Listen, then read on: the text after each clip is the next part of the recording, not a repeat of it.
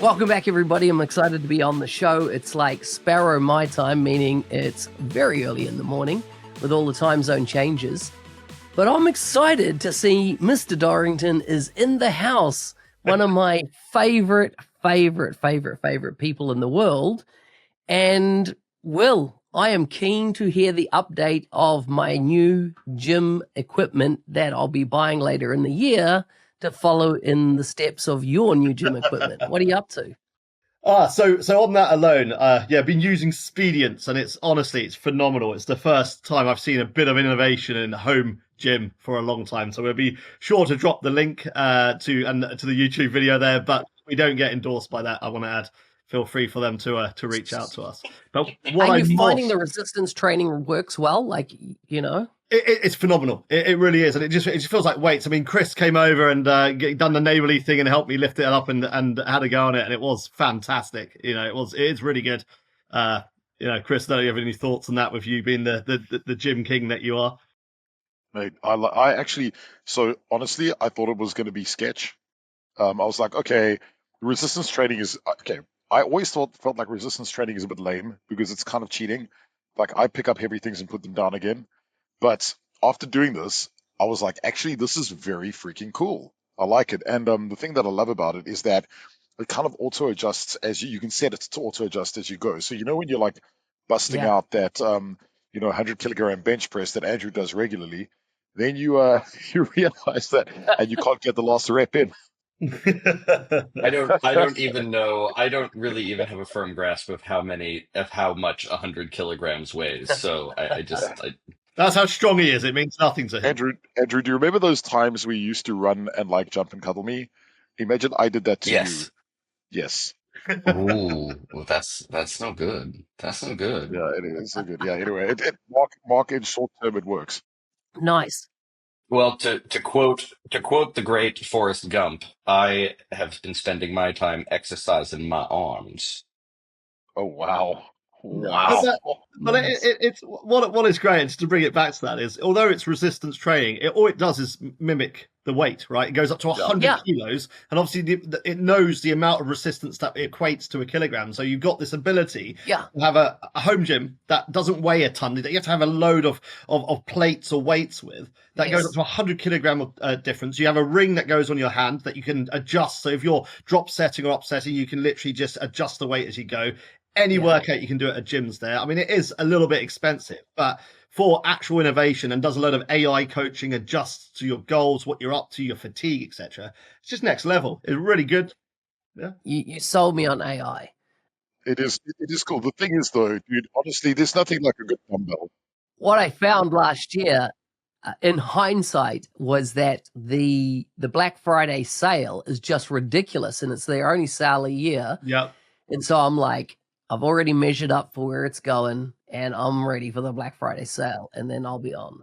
My biggest advice is go harass them. Honestly, their sales team want to sell, and if you said, "Look, if you offer it to me for the Black Friday price, I'll buy it today," they'll give you a link. It gets attributed to them.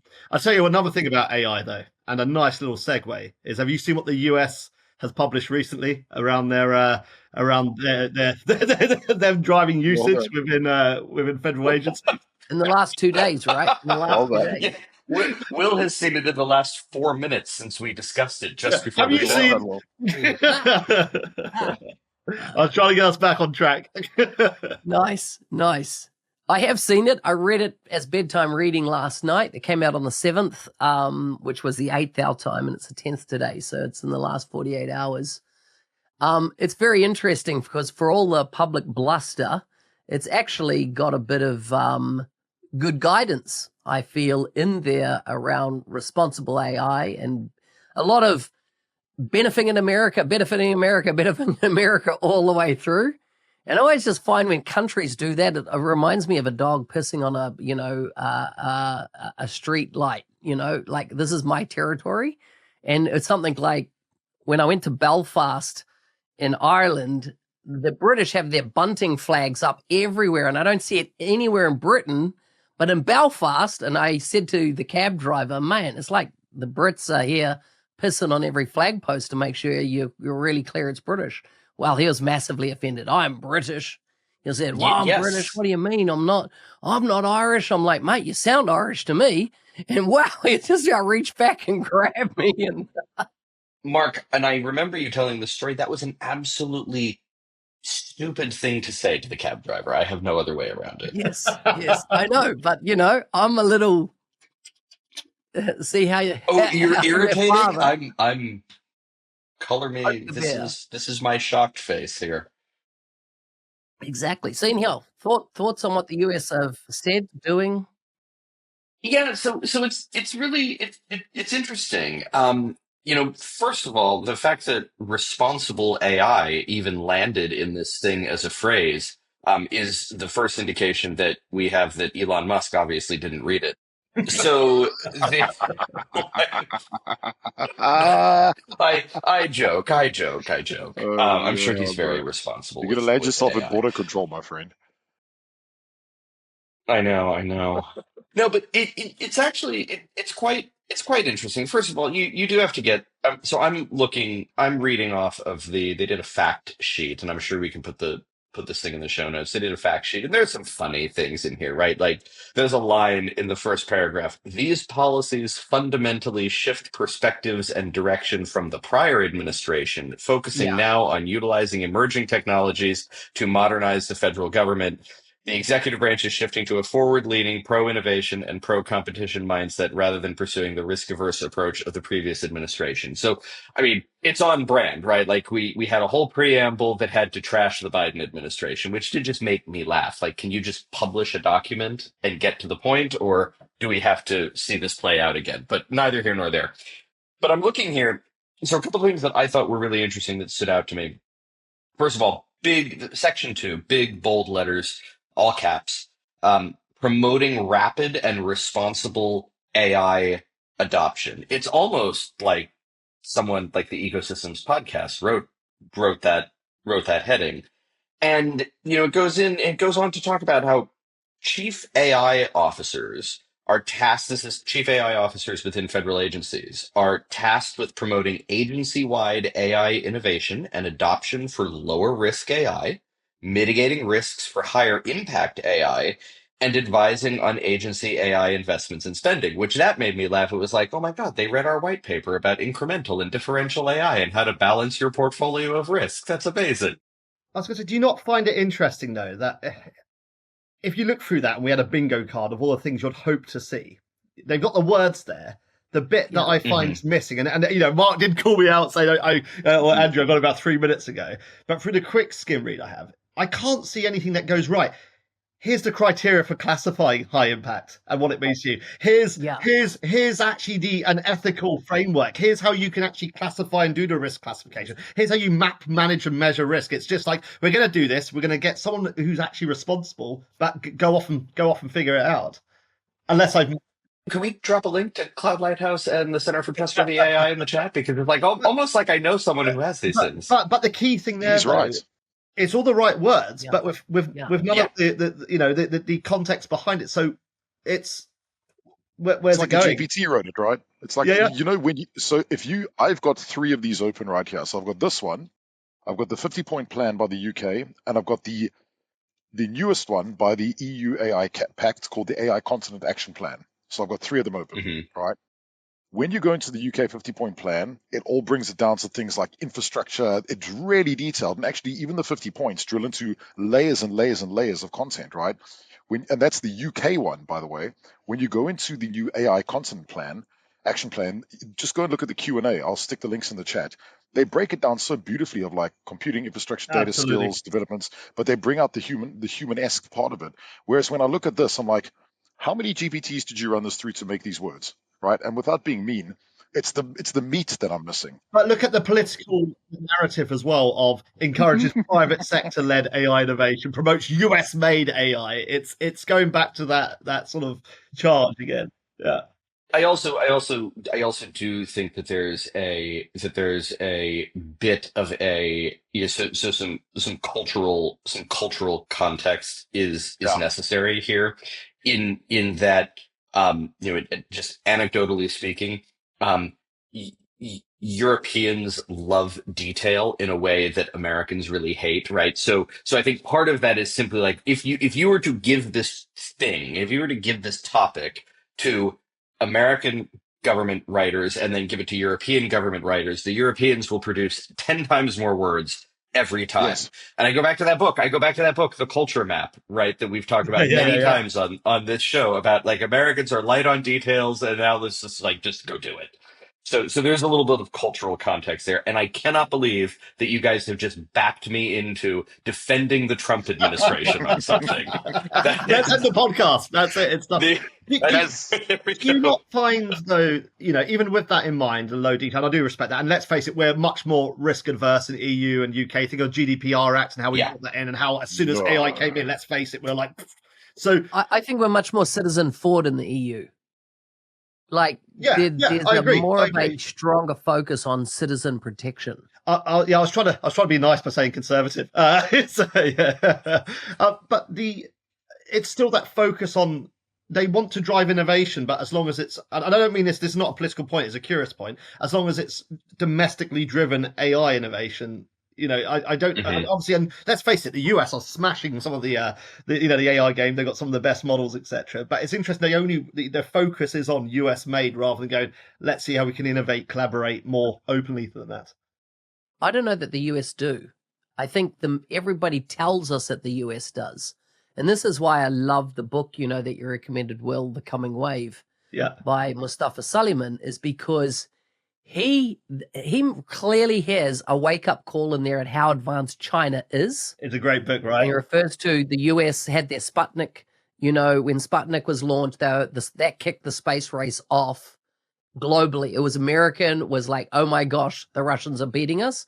And he said China had their Sputnik moment when he was at Google and AlphaGo for the second time beat the reigning champion in the world in China. Yep. And the whole Chinese government system, legal system, etc., said that was their Sputnik moment. And I think they're potentially way beyond even what they're letting out in market and their advancements in the space. There are, I think that the most recent, one of the more recent, not the most recent, but one of the more recent really high profile bits of this was when DeepSeek hit the market and everyone freaked out and saw what this thing, could do with much relatively less computing power, right, than what some of the other models that are out in the market can do. So I think that it is becoming increasingly clear that the US and the countries that joined with the US on this to kind of choke China's capacity to build artificial intelligence, that mission has not gone well, right? It is becoming increasingly clear that China is very, very much in the game. Look at the benchmarking, look at the parameter size, and I absolutely agree. I think US, China are still sort of at the forefront there. Yeah. There is a conversation to have as well, which goes back to that sort of, the coming wave type approach, which is with the political environment we've got going on at the moment, and now the race against AI. We know that AI, if it gets out of hand and it does become should we do it or we have to do it because otherwise they're going to beat us to it. Yeah. That creates a huge risk, and with tensions at the moment, it's a very interesting place to be. Dude, would you have believed 10 years ago the world would be so much more fractured? I feel that I always thought, we were going to a global worldview and everything. And I think what's happened this year is now nationalism and protecting my nation state has become so much more the focus. I listened to a press release from the CEO, I don't know whether he's called the president or prime minister of Singapore this week. Let's go with CEO. Something I prefer that. Very unusual to do. Yeah. And he was, his speech is so sobering that he believes we're going to a much more fractured world than ever before with what's happening, and that, these be dark times that are looming. And I'm like, wow, I'm hearing this thread a lot more. Mo, the guy that wrote he wrote a book on AI. He was the CEO of Google Moonshot programs. And the first book I read from him was Solve for Happy. I've talked about this before. And but he wrote a book on AI, and his latest podcast is talking about us going into a 10-year dark period of where AI is going. And I'm always now in this position. I'm so excited about what AI is doing, and that there's these people that are way more knowledgeable than me in the space are starting to talk a cautionary tales type thing, fractured nation states, and they're what's coming through quite strongly. It's not just the risk of individual bad actors, it's nation bad actors coming much more to protect their national interests. I think that we could teach a semester, or rather an entire PhD program on this topic. But I think that, let's separate the AI implications from what's happening kind of fundamentally under the covers, right? And at a more base level. And it is absolutely true. That it's absolutely true that across the world, the political mood and parties and candidates, they are sweeping to power, or at least coming within spitting distance of power, that support increasingly nationalistic, nationalist, isolationist tendencies, and I think there's a lot of reasons on that. This is something that this is very, very close to sort of my first interest before I broadened my horizons into tech. So guys, stop me before we go too far. But yeah, this is even setting aside AI, this is a serious problem. And I think that it's probably it's a problem that we could have seen coming. I think that folks in the technology world, or in the global business world, or kind of the global, the globalized world, really did not do a good job at all. And this is an understatement, of bringing their fellow citizens along for the ride. That is absolutely true. But yeah, I do think that when you then add into that the dangers that are inherent in, we talked about this on a recent episode, the dangers inherent to AI's ability to process and to interpret and to understand an ungodly amount of data that is nothing that human beings can imagine. Yeah, I think that these are going to be, the world is going to be very different for at least a few years, and I don't think it's all good. In fact, much of it is not good. You mentioned its ability to process large amounts of data. We've heard a lot about agents, and that they are going to do a whole bunch of stuff for us. And I hate the term at the moment, the overuse. I don't hate the term, the overuse of the word autonomous agents.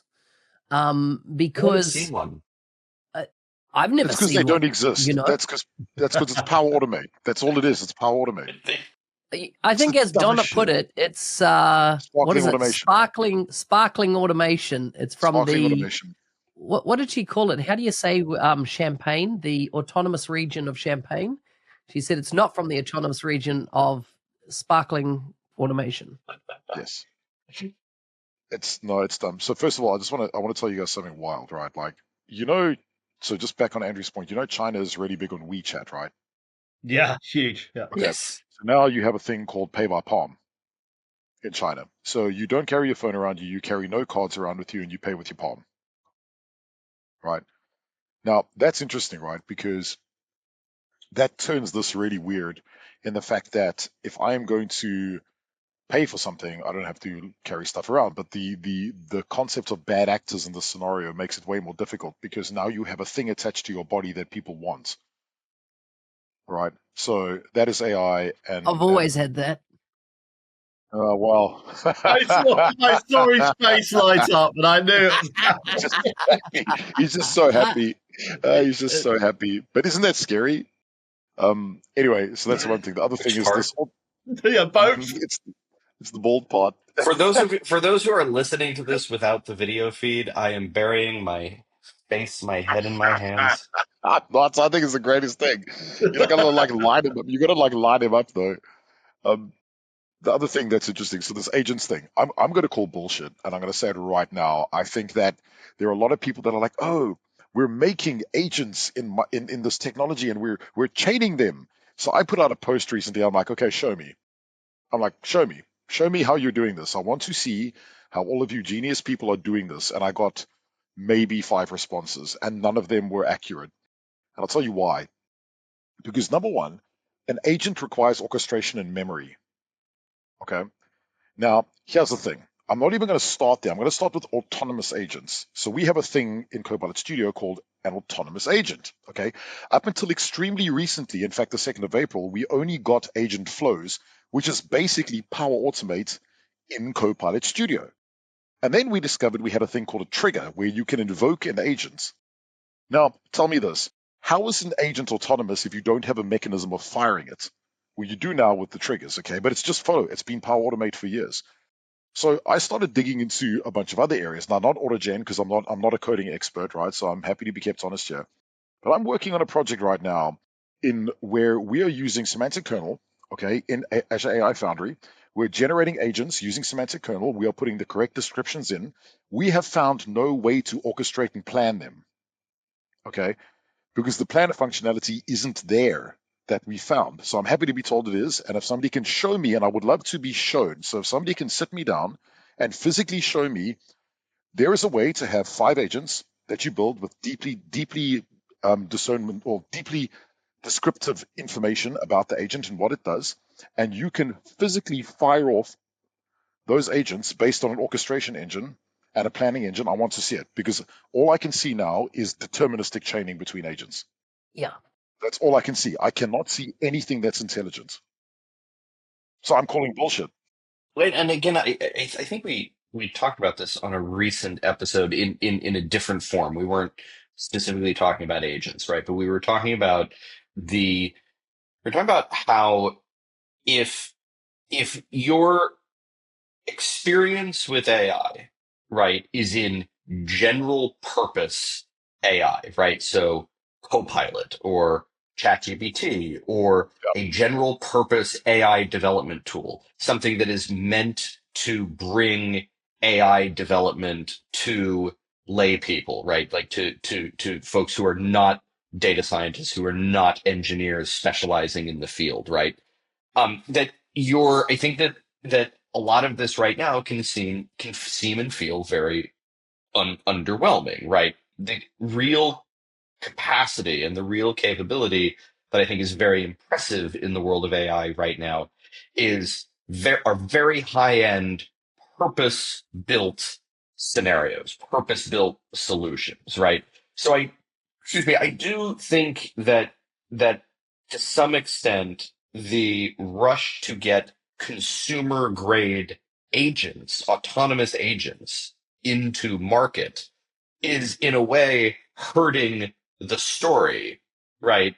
Because In a they're way, coming to market, they're very underwhelming. They're very underwhelming compared to what I think people expect, and they are underselling to the average observer the capacity and the capability that is out there beyond the reach of the casual observer.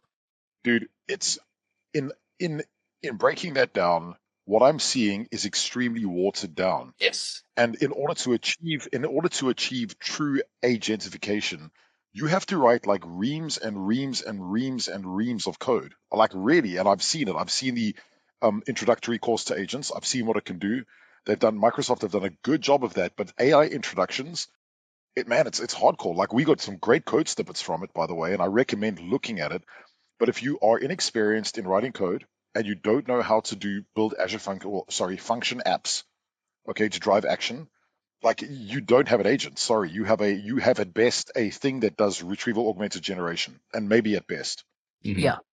So, in defense of all of this, in defense of all of this, I will say that 2 years ago, right, or even 18 months ago, the idea of real consumer grade RAG it seemed very far off, right? Now, I think that we all looked at it and we said, okay, it's not actually as far off as it seems, right?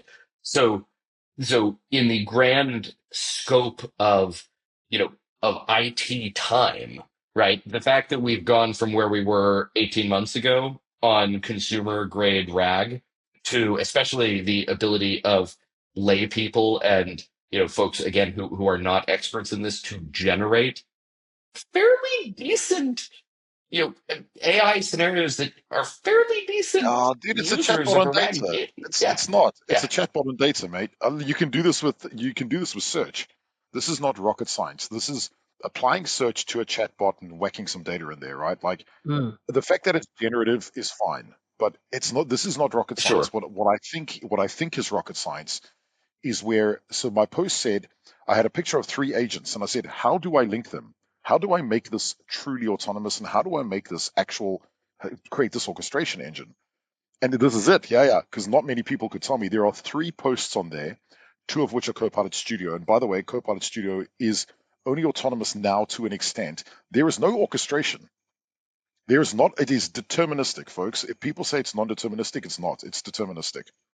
Well, this is the Downer Jam podcast. No, No, screw that, this man. is I It's the interesting, oppose right? Downer it. Jam episode. I want to Because fight. I think we're going to get to a switching moment when all of a sudden we'll get that aha. I think what's happened Yes. is that, like anything, marketing needs to own phrases, needs to own words, etc.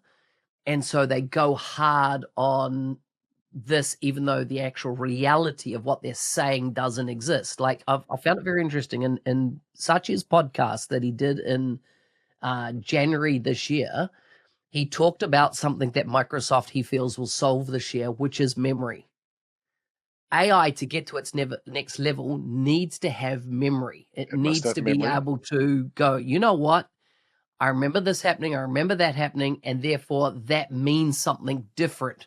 And I'm not seeing any of the big LLMs in market, the commercial, over the shelf, over the counter LLMs, none of them are really nailing memory yet. But I think that Over when the that gets counter, nailed, like pills, yeah, Mark, like pills. The paracetamol of the agentic race. yeah, it was OTC. OTC. I used to work in the pharmaceutical game for a while, and OTC drugs you didn't need a prescription for, over the counter. Yeah. So yeah, I think memory is going to solve a lot of that. But Yeah. at the moment, if I've got to spend more time Mhm. telling via triggers and do this, these are if-then statement based automation.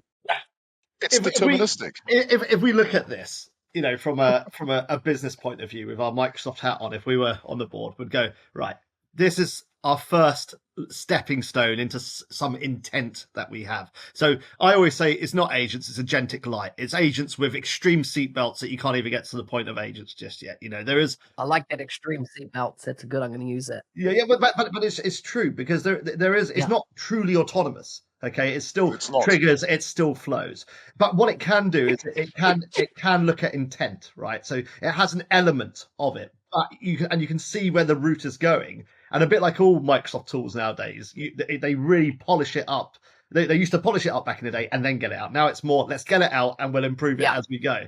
So you can see where they're trying to head to. But I absolutely agree with you all, which is surprising, isn't it? Yeah, but it's not quite there yet, Andrew. Just a little bit off topic. I was laughing, Will, when you used the phrase extreme seatbelts, and it reminded me of one of my sort of favorite humorous political moments from another time before Donald Trump had ever been elected president. And there was a guy in the US, a politician who I respect and admire, a guy named John Kasich, and he was running for president, and in a debate, right, he said something to the effect of, if I'm elected president, you should go out and buy yourself a seatbelt because we're going to be moving so fast it's going to make your head spin, or something like that. And it left all of these commentators in the news the next day being like, where do you buy a seatbelt? Like, where do you go if you just want the seatbelt? I'm sorry, so a little bit of a rat hole, but it made me giggle. The reality is, though, right now, that if we did have truly autonomous agentic AI, we would be struggling for adoption, and it's good that we have time to breathe and get responsible AI frameworks in place, and the technology maturity and the mindset maturity. The biggest skill I feel that you can't, I haven't seen a course on it, and I'd love to find a course on it, that people are going to need to learn is the ability to truly delegate. Yes. And I don't think people are ready for what delegation means. And if you've never been in a managerial position, delegation is not just go do something. It's putting the parameters around what my expectation is of an outcome, what my time frames are. There's a whole bunch of stuff that goes around good delegation that gets meaningful results. It's almost like, in Scrum, what's the definition of done? When you come back to me and say you did what you said you were going to do, does it meet this bar at a minimum, or did you go beyond type thing? And I think there's going to be a need when we go to this autonomous, which I think is definitely on the near horizon. It's really close. I think we're going to have to get really good individually at delegating and knowing how to put all the nuance around delegating. So I want to tell you something, man. Like, maybe we should wrap with this. I was chatting to a very good friend of Microsoft, and she said to me the other day, she's like, because I was whinging about exactly this, right? Because I do get mad and I do get angry, and the reason I get angry is because I have to spend hours and hours and hours and hours. Literally, I've spent nearly 2 weeks on this trying to figure out where this invisible thing is. And she said, "Would you prefer that we were behind or way ahead in our messaging?" And I said, "You know what? I'd prefer you were way ahead." And I agree with that because I think she's right. Yeah. Like, Love it. It signals intent. Yes. Yeah, it does. It Yes. does signal Yeah, intent. it's So it exactly gives us that. something to go for. And if I hadn't been in the position where I was so bummed out about trying to figure out how these things connected, I do have a message behind it right now, and I do know how they work, right? But I spent so much time researching, and actually I'm grateful to Microsoft for being ahead and having that ahead message, right? And I think it is important. I think you're on point. And what I'm going to say is not an intentional flex, but it's going to flex. I'm 50% through writing a book on Copilot adoption for Microsoft Press. Yes. And it's forced me to use Copilot much more than I ever have, right? My default tool has always been ChatGPT. I'm on the $200 a month. Yeah. In fact, I just saw that Anthropic has bought out overnight a $200 a month plan as well. I use Perplexity. I use Anthropic. I use what's Elon's one? Grok. Yeah. But what I have found is most of these models are verbose in their response, right? They are Hugely. put like just so much fluff and self-flagellation type stuff in their prose. What's that? The ultimate mansplainer. Yeah. What I have found Copilot, and Copilot is really now becoming my favorite tool, because the more I use it inside my organization data, it is actually getting smarter. Yeah, it is. And it is really concise, and it is not full of fluff. Like, one of my kind of secret hacks at the moment is that if I want to write something, I open up Teams, I set a meeting with myself, I put on transcription, I turn off the camera, and I will talk for 30 minutes to it. Like, I'll just riff all the ideas that are going on around whatever topic I'm focused on. And then I close it down. I'll give it a couple of minutes and I'll go back. And here's the transcription. But next to it is a summary of my thoughts. And then I go into prompting against it. And I'll go, listen, don't take out any of my storytelling, any of my voice, anything that's me. But can you structure my thoughts, because they were really haphazard? Yeah. And what comes out is fucking amazing. Oh, yeah, sorry. it is amazing. I mean, let's just stop for a minute to observe that a 30-minute meeting in which you're the only one doing all the talking sounds like a typical meeting for Will. Okay, you fools. Big love. I'm sorry, I couldn't. All right, are we done? Yeah, we're done. It's awesome, guys. I love it. Will, I'm so pleased to see you back online. It's, I've missed you guys. I have. This is beautiful. We missed your Musk. I can't wait. You know, May is coming at us like a freight train, and we get to hang out again. Yes, we do. Dynamics minds. I love it. See you guys soon. Ciao, ciao. Peace. Later, guys. Bye, guys.